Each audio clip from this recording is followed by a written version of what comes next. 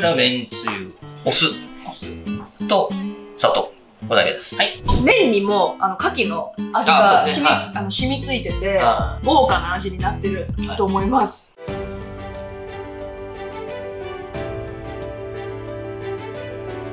皆さんこんにちは。こんにちは。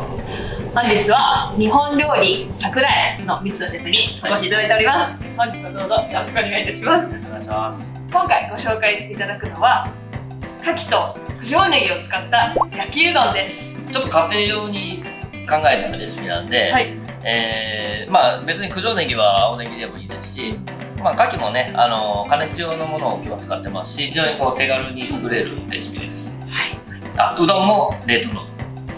冷凍うどんですね。はい、素早くできて、意外とプロの味になるという感じですかね。はい。では、作っていきましょう。はい。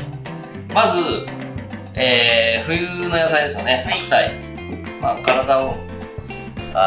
体にいい野菜というので、最初に取ります。ここだけちょっとね、食感が硬いので、長めに火を通します。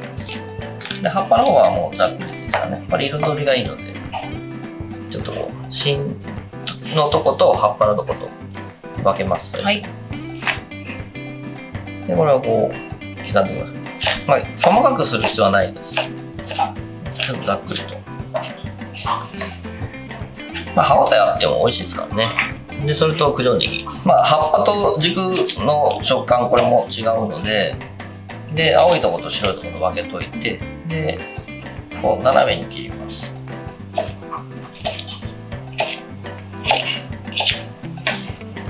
先に硬い方を入れてから後から柔らかいところ入れる。色も白いところと緑のところ。その緑のところはね、色がさっとで綺麗な色になりますから、食べるときにこう鮮やかな緑色で映えますから。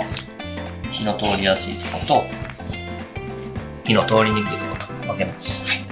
あとは柚子の皮を白い部分を取って刻んだものと金時人参、まあこの季節の出てくる京人参ですね。それをまあ千切りにしたもの。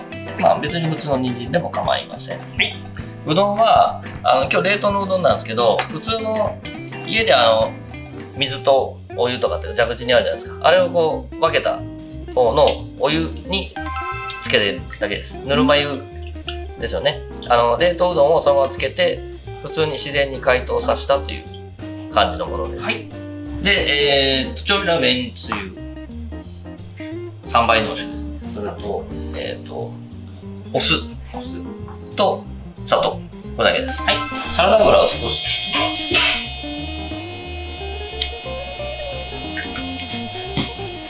きます。今日も洗ってあります。はい、洗ってます。はい。で、まず牡蠣。強火で強火で。はい、強火で。割とすぐ火も通って、なんかいい匂いしてきますからね。この香りが大事です。ここにうどん。結構すぐに入れちゃうんですね。まあ、すぐに。そう、はい。火は強い。まあ、水分のあるものは先に軽く水分飛ばした方がいいということですね。はい、しっかりと火を通して。で、うどんもそうなんですけど、牡蠣もちょっと焦げ目がついてる方が美味しい。で、ここに、人参。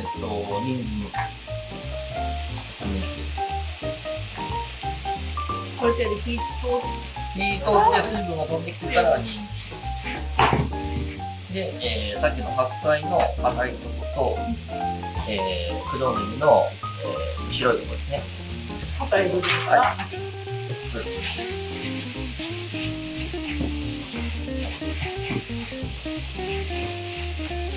まあ、これ炒めながら火を通していきます。だんだん水分飛んできますから。この時点であれですね、うどんが牡蠣の一品してますからね、かなりいい感じに仕上がってます。はい、で、ここにめんつゆ、砂糖、お酢、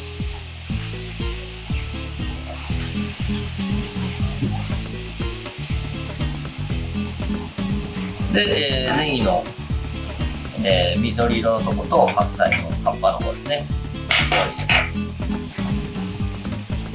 さらに炒めていきます。まあこれでネギと白菜に火が通ったら出来上がりなんですけど、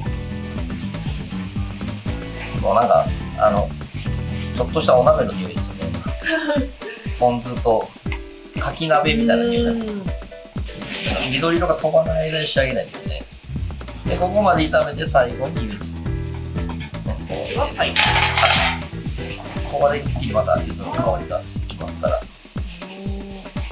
めちゃくちゃ柚子の匂いしてます。どうですか？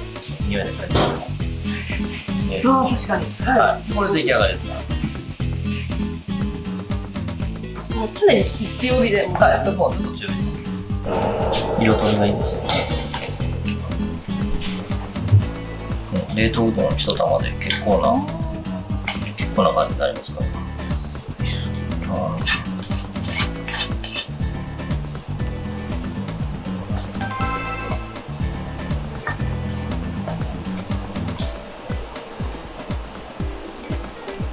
鰹節と和食、はい、なんか焼きなんとかって言えばこれですね。青ネギ、はい、青のり、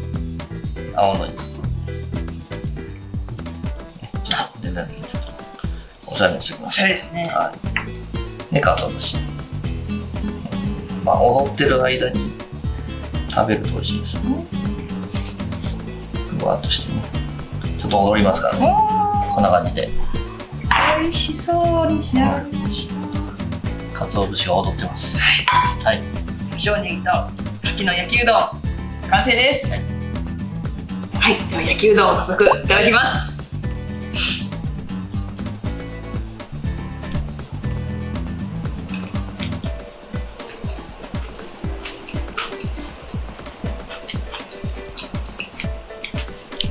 すごく食感があって、はい、柚子がとっても効いてて、そうですね。すごく美味しいです。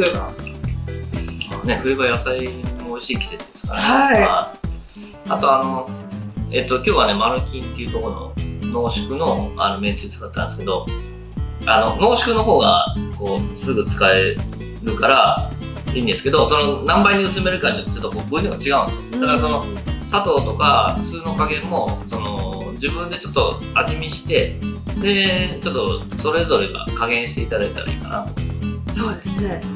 麺にも牡蠣の味が染みついてて、